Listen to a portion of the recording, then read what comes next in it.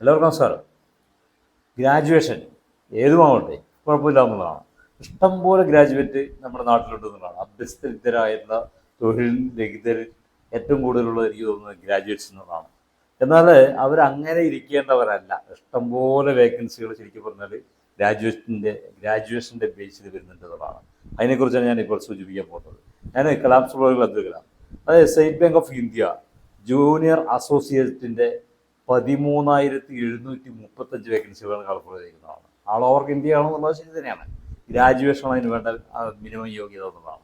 അപ്പോൾ നമ്മൾ മനസ്സിലാക്കേണ്ടത്, നമ്മൾ ഒരു ഗ്രാജുവേഷൻ കഴിഞ്ഞ് കഴിഞ്ഞാൽ വെറുതെ ഒരു ഗ്രാജുവേഷൻ ഇരിക്കുന്നതിന് അപ്പുറത്തേക്കായി കോമ്പറ്റീറ്റീവ് ഫീൽഡിൽ നമുക്ക് ഇറങ്ങി കളിക്കാനും അത് കോമ്പറ്റീറ്റീവിലുള്ള സക്സസ് അങ്ങനെയുള്ള ഒരു മത്സര പരീക്ഷയിൽ പങ്കെടുത്ത് വിജയിക്കാനുള്ള ഒരു കപ്പാസിറ്റി ഉണ്ടാക്കിയെടുക്കുക എന്നുള്ളതാണ്. അതിന് പുറമെ ഈ പറയുന്ന എക്കണോമിക്സ്, അതുപോലെ തന്നെ കൊമേഴ്സ് റിലേറ്റഡ് ആയിട്ടുള്ള കുറേ ഏതെങ്കിലും ഗ്രാജുവേഷനാണ് ഇതിന് വേണ്ടത് പറയുന്നത്. അപ്പോൾ അവർ ഒരു ഇൻ അഡീഷൻ എന്ന നിലയ്ക്ക് ഡാറ്റ അനലിസിസിനെ കുറിച്ചിട്ടും ഇൻ്റർപ്രിട്ടേഷനെ കുറിച്ചിട്ട്, അതുപോലെ തന്നെ എക്കണോമിക്സിനെ കുറിച്ച്, ബാങ്കിങ് സെക്ടറെ കുറിച്ചുള്ള കൃത്യമായിട്ടുള്ള ധാരണകൾ ഉണ്ടാക്കി വയ്ക്കുക, കൃത്യമായിട്ടുള്ള കാഴ്ചപ്പാട് ഉണ്ടാക്കിയെടുക്കുക എന്നുള്ളതാണ്. അതിനുള്ള ഒരുപാട് മാർഗ്ഗങ്ങൾ നമുക്കുണ്ടെന്നുള്ളതാണ്. അപ്പോൾ നമ്മൾ ഇൻ ബിറ്റ്വീൻ ഈ പഠനത്തിനിടയ്ക്കാവാം അല്ലെങ്കിൽ അതിന് ശേഷമാവാം ഇത്തരത്തിലുള്ള ഡാറ്റ അനാലിസിസിനെ കുറിച്ച്, ഇൻ്റർപ്രിട്ടേഷൻ, അതുപോലെ തന്നെ എക്കണോമിക്സ്, അതുപോലെ തന്നെ കൊമേഴ്സ്, അതുപോലെ തന്നെ ബാങ്കിങ് സെക്ടർ എന്നിവയെക്കുറിച്ചുള്ള ലേഖനങ്ങൾ കൃത്യമായിട്ട് വായിക്കുക എന്നുള്ളതാണ്. അതാണ് നമുക്ക് ഇതിനുള്ള ഏറ്റവും വലിയ ഒരു ആയുധം എന്നുള്ളതാണ് ഞാൻ സൂചിപ്പിക്കുന്നത്.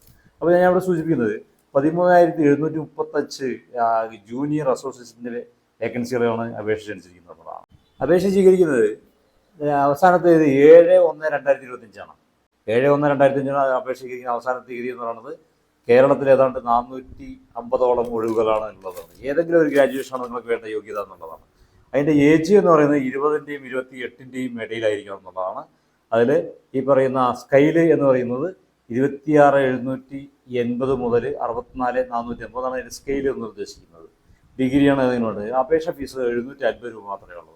അതേസമയത്ത് SC ST persons with disability അവർക്ക് അപേക്ഷ ഫീസ് നൽകേണ്ടതും ഇല്ല എന്നും കൂടി മനസ്സിലാക്കണം.